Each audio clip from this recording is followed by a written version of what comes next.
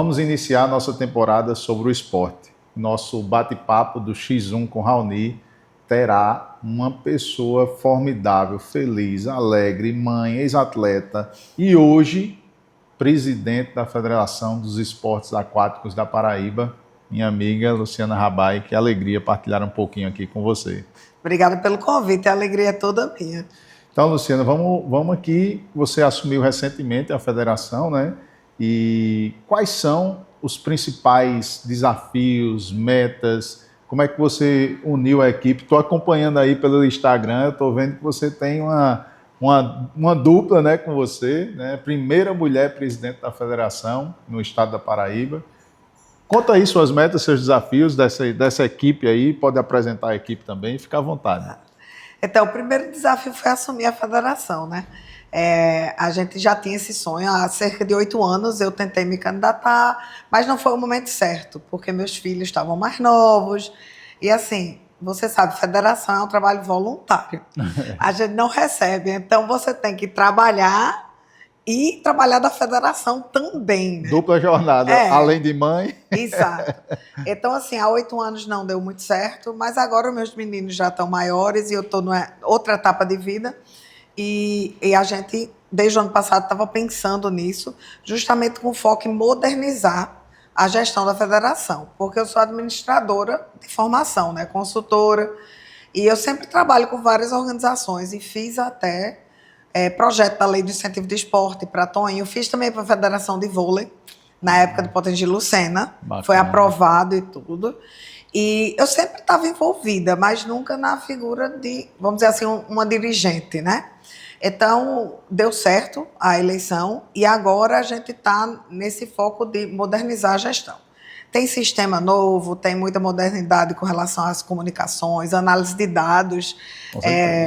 Eu tenho ex-nadadores que estudam análise de dados e computação, tenho nadadores masters que são professor da área, e aí eles estão analisando tudo, né? Número de inscrições, quem voltou, quem não voltou. Então tá bem legal, e não faz nem um mês que a gente assumiu, né? E o ambiente é bem favorável a essa inovação, né? Isso, porque tem muita coisa que pode ser feita. Então, nosso desafio chama-se modernização da gestão, principalmente usando a questão da tecnologia e da inovação. E o segundo desafio é ampliar o escopo da atuação dos esportes aquáticos, porque aqui, vamos dizer, na Vila Olímpica, a gente tem um dos melhores equipamentos do Nordeste. Eu analisei recentemente uns dados das federações do Brasil inteiro. Não são todos os estados que têm os 5 esportes. São poucos os estados que têm os 5 esportes. Mas era bom saber. Eu pensei que seria natação e polo aquático. Vamos lá, porque aí você tem outros aí. Tem natação, águas abertas, que é a maratona no mar, saltos ornamentais, nado artístico, né, que para alguns ainda é o nado sincronizado, vez por outra eu ainda chamo de nado sincronizado, mas é nado artístico, e polo aquático. Bacana. E a natação meio que ainda subdivide-se porque tem a categoria Master, que é acima de 30 anos, que é o pessoal que não quer mais competir no nível de aberto. Então, são 5. E eu soube que acrescentaram um 6º, que chama High Diving, que é uma plataforma de não sei quantos metros de altura, que tem uma competição do Red Bull e tudo, mas aqui não tem plataforma para isso não. Meu coração não suporta. Já sofre com a plataforma daqui, né? Imagina essa High Diving aí. Eu imagino. Como está essa estrutura dos esportes aquáticos hoje? Essas 5 divisões, mas qual o ponto que você considera que precisa de mais atenção da federação, investimento, né? Eu acho que todos os esportes passam por um processo, a Paraíba não é diferente em todas as outras áreas, mas especificamente dos esportes aquáticos, que você gostaria de dar uma atenção maior e qual o local que precisa de maior investimento hoje? Então, eu tenho uma ideia que aí a gente vai ter que estudar para ver se essa ideia está correta, mas a gente sente falta de uma ajuda maior para os esportes universitários, os acima dos 16 anos, porque a gente tem vários projetos para criança, né? Para criança e adolescente, vamos dizer assim. Até os 16. Mas quando chega na época do Enem, que aí é uma tendência normal, vou parar de fazer esporte porque vou estudar. Só que não precisa, né? Na minha época eu não parei de estudar, não parei de nadar. É tanto que eu fui para os Estados Unidos, que eu saí daqui, eu fiz vestibular na época, mas aí eu fui estudar na Universidade dos Estados Unidos com tudo pago pela natação. De lá, né? Eles que me chamaram. Então, existem várias oportunidades que, se o atleta continua estudando e treinando, ele tem na universidade, mas falta apoio. Os jogos universitários não são mais a mesma coisa que era antes. Você tocou num ponto bem importante. Observe vocês, eu ouvi uma fala de André Heller, quem me mandou foi um amigo meu, André Heller fazendo destaque que criou-se uma cultura no Brasil em que a referência do esporte atrapalha o estudo. E é justamente o contrário, né? A função cognitiva, a atenção, a disciplina, o esporte ele auxilia em tudo. E a sua fala tem uma razão de existir, principalmente após essa fase. Vou fazer vestibular, tenho que parar de fazer o esporte. Pois é. Tem um gap. Acaba que chega nos 17 anos, aí o menino vai para a universidade, aí não vai mais treinar. E aí você tem atletas olímpicos, sim, mas o atleta olímpico ele tem que passar por essa formação universitária. Verdade. Então, o que está acontecendo hoje na natação, principalmente, é que a maioria dos nadadores estão indo estudar fora, nos Estados Unidos. Né? Mas se a gente motivar o esporte universitário aqui, ou de clubes mesmo, mas que tem uma liga atuante, né, circuitos atuantes de todos os esportes, mas para essa idade de 17 para 25, vamos dizer assim, eu acredito que os jovens vão até se manter longe de... que essa é a idade dos problemas, sim, né? Sim. Dos desafios, assim, extra-esporte. Eu vejo muito por esse lado, entendeu? Parabéns. E as atléticas das universidades, eu acho que elas têm que ser motivadas. Imagina, um grande campeonato. A gente tinha os Jogos Estudantis Universitários Paraibanos aqui. Mas faz tempo, né? Eu fui até para a areia na minha época, competi em areia, mas... eu acho que não tem mais. Acho que também não tem, não. Não vejo. Voltaram os jogos mirins agora, escolares, municipais, que também não tinham tido mais. Mas é uma boa observação, até para unificar as federações nesse debate. Exato. A natação e essas outras modalidades aquáticas, hoje, quais são os nossos talentos? Quem são? Onde estão? Tem ficado aqui? É difícil ficar aqui, né? Como é que a federação pretende fortalecer a base e incentivar esses talentos? O maior esporte da federação é a natação. Né? Então, aqui a gente tem grandes talentos. A gente tem Giovana, a gente tem Levi, tem um Dayalo que ganhou o brasileiro infantil, tem Miguel que está indo para os Estados Unidos. Então, a gente tem um grupo de atletas aqui, mas a gente precisa de mais volume. Né? É diferente. Se a gente juntar os clubes da Paraíba para um campeonato brasileiro, a gente deve levar no máximo 20 atletas. Sempre juntando foi assim? Tudo. Ou antigamente... a Paraíba tem muito disso. Quando a gente tem uma quantidade maior e com atletas de qualidade, eles acabam indo para outros clubes, para o Corinthians, para o Pinheiros e tal. E eu queria muito mudar isso aqui, porque a gente tem o equipamento para ter uma estrutura aqui. Então, a gente tem a natação, que tem uma base forte e que a gente teria que ver esse adolescente para adulto aí, né, como mantê-los. A gente tem águas abertas, que tem crescido muito, que é a competição no mar, e tem duas tendências águas abertas. A gente tem maratonas aquáticas, que tem a Ana Marcela como referência mundial, né? Sim. Mas a gente tem águas abertas estilo corrida de rua. A gente tem duas travessias aqui, que são organizadas pelo SESC, que é a Batalha Naval e a do Marinheiro. E ela enche e lota as inscrições com 2 dias. Caramba. E são super organizadas. Então, eu digo que isso é a corrida de rua da água. Entendeu? Tem muita gente que gosta de nadar no mar. Então, a gente tem também um projeto de colocar boias maiores, né, marcando circuitos no mar, para que essa modalidade de águas abertas cresça ainda mais. Bacana. Entendeu? Aí tem polo, que a gente sempre teve uma tradição fortíssima. Foi. Só que aí está faltando atleta de base. A gente tem, e talvez entre no nosso projeto de interiorização, que é fazer com que os clubes do interior participem mais, e não só em natação. Com o polo também. Com o polo também, né? E essa formação da base no interior é fundamental, né? Até porque há muito tempo que vem se discutindo e tem estrutura em alguns clubes. Sim. No interior. O SESI tem 7 piscinas de 25 metros espalhadas pelo estado, a ABB tem 5, né? O campestre também tem, então piscina tem. Óbvio que não é em toda a cidade, né? Sim. Mas a gente tem piscina, então a gente tem que ter os Criar os professores polos, né? capacitados para levar para esse pessoal, Souza, Cajazeiras, Patos, Bacana. sabe? E aí a gente vai ter um volume maior de atleta também, né? Olha só, vocês já prestaram atenção que ela gosta dos dados, né? Ela já sabe até onde tem piscina no estado todo. A gente está aqui na Secretaria de Esporte do Estado, né? Cedido por esse lugar para nós gravarmos e estrear a temporada de esporte com Luciana, para mim, hoje é uma referência que vem se desenvolvendo aí no trabalho, principalmente porque já foi atleta e sabe o que é que um atleta precisa, o que é que um atleta passa. Vamos para outra pergunta. Existe algum evento, as competições nesses próximos anos que você quer captar, você quer trazer? Já tem algum previsto? Tem alguma... Tem muito... Estão falando muito que talvez venha um sul-americano para cá esse ano, né? Só que a decisão não é minha, o governo do estado com a CEGEL. É a primeira vez em mais de 15 anos, se eu não me engano, que vem um sul-americano desse porte para o Brasil. Deveria ser na Venezuela, mas o pessoal não está querendo ir para a Venezuela por conta da realidade, né? Do clima político lá. E são os 5 esportes.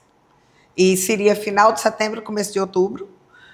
Aqui em João Pessoa, a gente é uma das cidades que está concorrendo para trazer para cá. Então, é nado, polo, saltos, natação e águas abertas. 2 semanas... os atletas da América do Sul todo competindo aqui, os 5 esportes. Se Deus quiser, né? Estamos trabalhando para isso aí.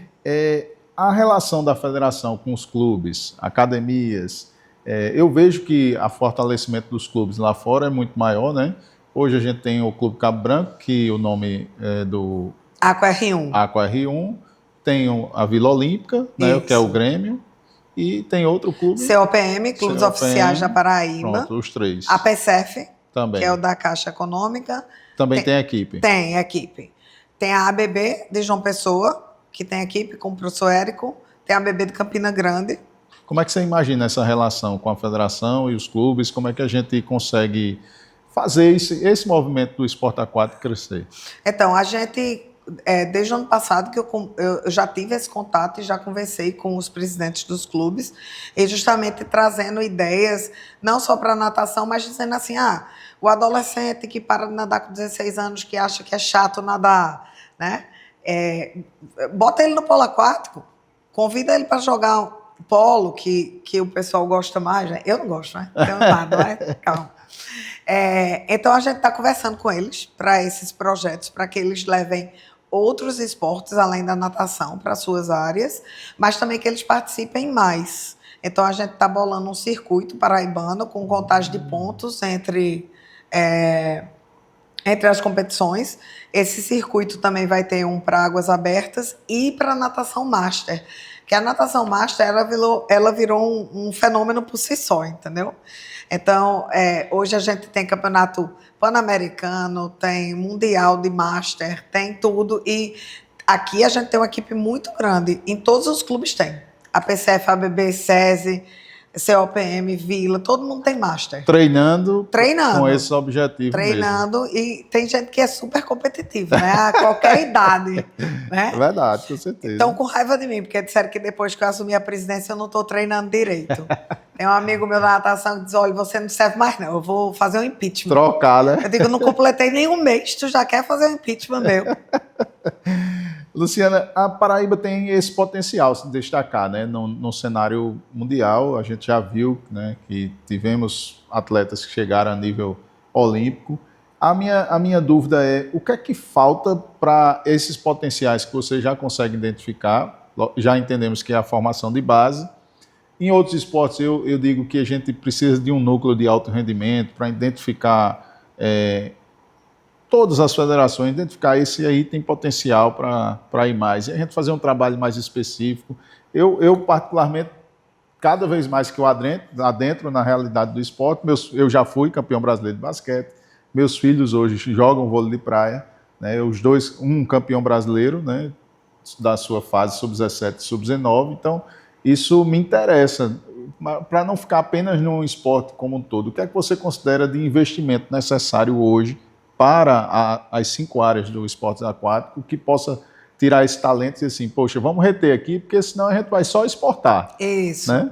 Isso. Não, assim, eu acho que esse centro de treinamento de atleta de alto rendimento é mas eu ainda aposto na questão das atléticas universitárias ou uma liga de clube para essa faixa etária. Entendi. Porque se o menino ou a menina de 18, 19 anos tem 2 campeonatos brasileiros no ano, natação, o de verão e o de inverno, 2 regionais, ela vai treinar o ano inteiro para nadar 4 vezes? Cadê uma competição, né? Tem que ter amistoso, tem que ter alguma coisa, contagem de pontos, que motive essa pessoa a ficar ativa, né? Exato. Quando eu nadei nos Estados Unidos, eu nadava na universidade. A gente chegava em agosto, setembro, a gente recebia um calendário que ia até maio, de 2 em 2 semanas a gente tinha competição. E o técnico ele queria que a gente nadasse cansado. Então a gente treinava e competia. E tinha muito amistoso. E lá é uma coisa que eu ainda tenho que ver como é que vai fazer assim. Universidade A contra B. Natação e saltos. Aí tem um placar igual como se fosse um jogo. Certo? Você não ganha medalha por sua prova. Você conta ponto.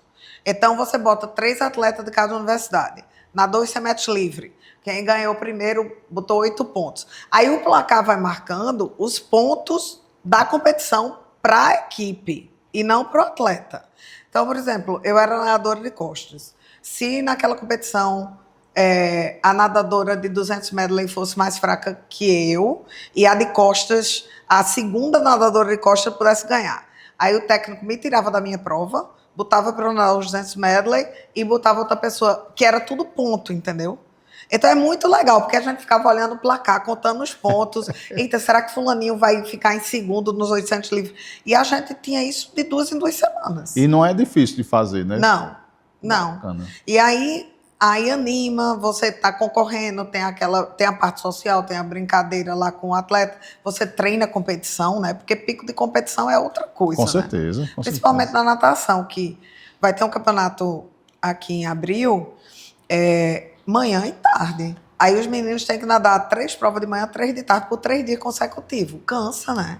E muito, viu? Então, assim, tem umas ideias aí que a gente vai ter que Mas eu acho que é esse meio dos 16 aos 22, vamos dizer assim, sabe? É um período que precisa de uma atenção. Eu acho que precisa de uma atenção para o pessoal não sair. Para todos os esportes, em especial também a natação e o esporte Como eu aquático. falei que gosto de dados, né? A gente analisou o percentual, é porque eu não vou lembrar agora de cabeça, mas até os 15, 16 anos, sei lá, vamos dizer que você tem 400 atletas, quando chega aos 17, 18 anos tem 200. É tipo 50% de evasão. Eu estou chutando aqui que eu não lembro, mas é quase isso. É impressionante. Agora, essa infraestrutura você já considera ideal, né, do parque aquático na Paraíba. Existe algum outro projeto de infraestrutura que seria necessário para esse destaque? As boias que você falou? A nossa orla, o Rio Grande do Norte já tem. Eles têm umas boias com tipo um trapichezinho. E até serve de segurança, porque se a pessoa estiver nadando muito no fundo e passar mal, ela não tem onde se segurar, né? Então, assim, a gente tem essa ideia de montar circuitos. Cabo Branco, Manaíra, Bessa, onde já existem assessorias. O pessoal nada muito lá. Se você for 6 da manhã ali para frente do Bombeiros, é lotado. E as boias são eles mesmos que estão colocando, umas boias pequenininhas e tal.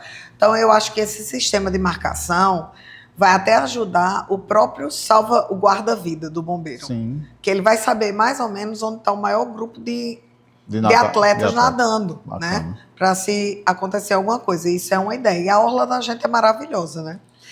E tem uma ideia de polo aquático no mar, viu? No mar? Tem. Vai inovar? Tem. Não, já existe um campeonato brasileiro, é um circuito brasileiro de polo. Agora eu esqueci, em águas abertas, talvez. Tem um na Chapada Diamantina, numa cachoeira, a coisa mais linda, que o campeonato é feito nessa cachoeira lá na... E aí querem que a gente bote um aqui, ali pro lado de Areia Vermelha, viu? Eu acho que, pelo seu arrojamento e desafio, eu acredito Não que vai sim. ter o Paraíba Beach Games? Vamos tentar, né? Colocar. Aí ver se vai pro lado de lá. Gostei. E a arquibancada vai ser nos catamarãs, né? Gostei. Não fazem show, né? Não é? Vamos fazer esporte. Pois Concordo é. demais. A federação tem buscado, acho que você está há um pouco mais de um mês, né? Buscado esse apoio público e privado para o desenvolvimento do esporte. Você acha que as empresas, como elas poderiam colaborar mais? Eu vejo o esforço daqueles que aprovam lei de incentivo ao esporte. É uma luta. A Paraíba, estou falando da Paraíba. É uma dificuldade, né? Como é que você tem visto aí o apoio público, privado? O que é que você tem desenvolvido, pensado nesse sentido? Ainda não deu muito tempo, não. Por conta do Sérgio Silva, que é um troféu que vai ter aqui agora, já, semana que vem. E aí a gente está muito envolvida nessa organização dele. Mas, assim, da parte pública, tanto a prefeitura como o Estado têm apoiado bastante. Então, a gente está desenvolvendo essas parcerias e contrapartida, até o uso da própria Vila Olímpica mesmo, que é maravilhosa. Do âmbito privado, eu concordo com você. A lei do incentivo do esporte, ela é fantástica e muitas vezes a gente não consegue empresa porque a empresa não entende como colocar o dinheiro. Né? Porque o dinheiro é imposto que ela não vai pagar diretamente ao governo, vai colocar dentro da lei do incentivo do esporte. Das vezes que eu fiz o projeto e que conseguimos aprovar, a gente descobriu que a forma mais fácil de entrar foi pelo financeiro da empresa. A gente convence o contador financeiro, daí o financeiro, o contador, vai para o marketing e diz, a gente vai apoiar isso daqui, a gente vai patrocinar. Aí, geralmente, o marketing diz, mas não está no orçamento da gente. Não vai sair do seu orçamento. Vai sair do imposto que a gente ia pagar. Esse entendimento é que é falho. Agora, a gente pode fazer um evento para os empresários. Boa sugestão. Explicando para eles as vantagens da lei do incentivo de esporte, de outras campanhas que tem, de ICMS e outras coisas, e a vantagem para eles de patrocinar o esporte. Né? Com certeza. Ainda mais fazendo uso de um imposto que ele já vai ter que pagar. De toda forma. E aí ele vai direcionar para uma área específica que ele quer ajudar. Aí, atenção aos empresários, apoie o esporte, tenha certeza que você está dando longa vida, sociabilidade aos jovens, acesso à informação. Eles são cobrados, os jovens que são participantes desses programas são cobrados nas suas escolas, ou seja, a gente cobra nota, cobra presença, cobra participação deles na escola. Então, se vocês puderem olhar aí com carinho, serão bem-vindos e, óbvio, vão ter um destaque de responsabilidade social através do esporte. Né? A gente pode criar o prêmio Empresa Amiga do Esporte, para a empresa que mais ajudar nas leis de incentivo do esporte da Paraíba, tá vendo? Boa, Luciana, vamos embora. O papo já está gerando várias ideias para nós, hein?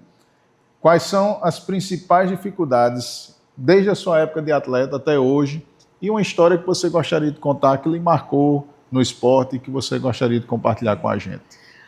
São muitas, mas eu acho que a principal dificuldade, às vezes, é desmistificar essa questão que o esporte toma tempo, que atrapalha estudo, que atrapalha a vida social da pessoa. Eu acho que são interesses diferentes, né? Você tem filho que pratica, eu também tenho 2. E eu me lembro que eles pequenos, eles queriam ir. Assim, meu filho faz a dobra, né? Que ele vem treinar às 5 da manhã e treina às 4 da tarde. E várias pessoas fazem assim, deixa de ser malvada, tu vai levar o menino para treinar às 5 da manhã. Eu disse, mas ele quer, porque eles acham que é a gente que força, né, muitas vezes. É isso mesmo. Aí, às vezes, eu digo, minha gente, ele quer. Aí, férias de verão, aí ele diz, eu tenho que ir pro treino. Aí o povo vai levar o bichinho dele. É outra cabeça, né? Ele gosta, ele se dedica, então... Eu acho que esse mito, assim, que o esporte atrapalha a vida, não, é o contrário. Eu acho que a vida dentro do esporte é uma coisa completamente diferente. E eu falo por mim mesma, né? Conte e aí vai a minha história, né? Eu nadava aqui e com 17 anos fui para a Universidade Federal, mas estava naquela, não tinha muita competição na minha idade, eu estava desmotivada.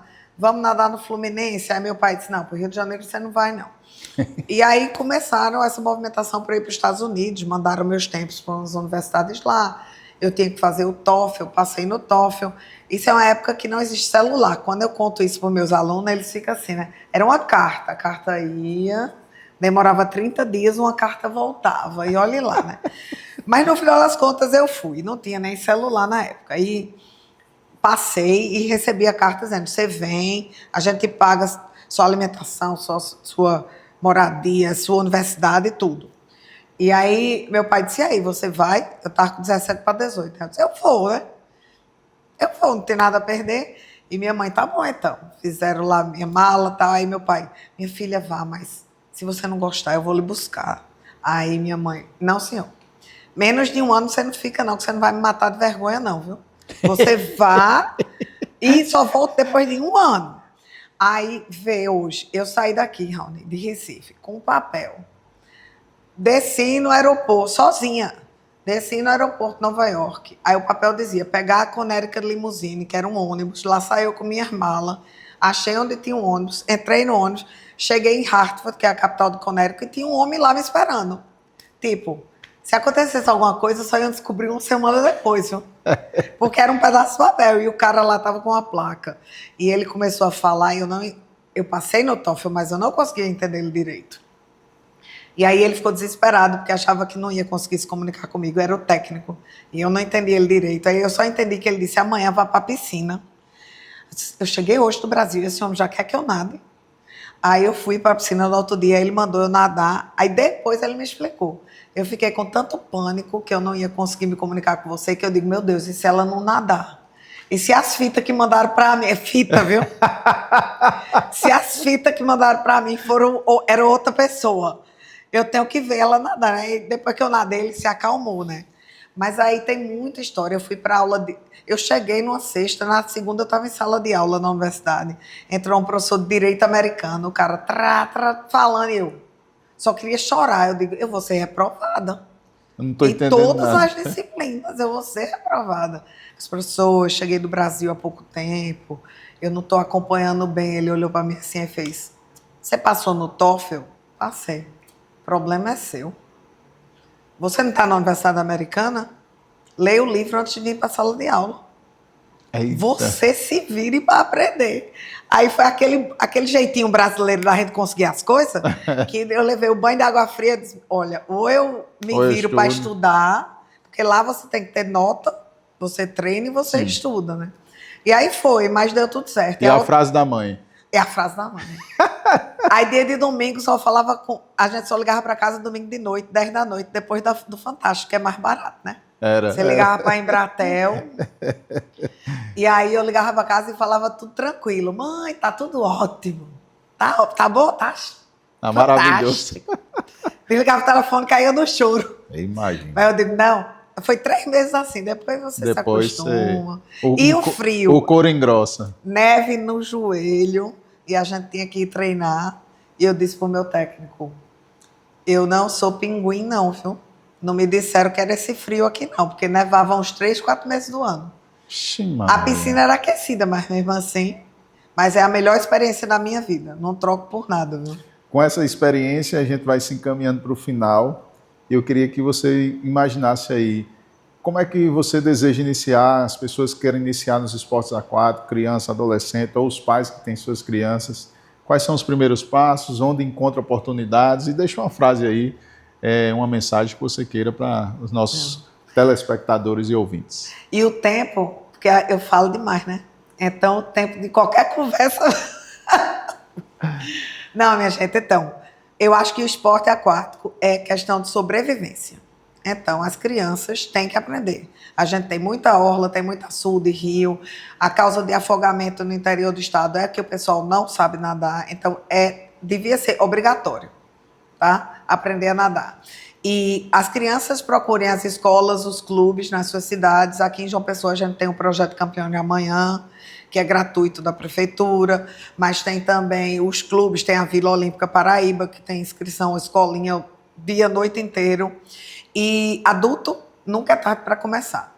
Sempre tem aula para adulto. E é muito legal ver a evolução dos adultos depois que aprendem a nadar e que estão conseguindo dar as braçadas, eles ficam super felizes. Então, nunca é tarde para começar.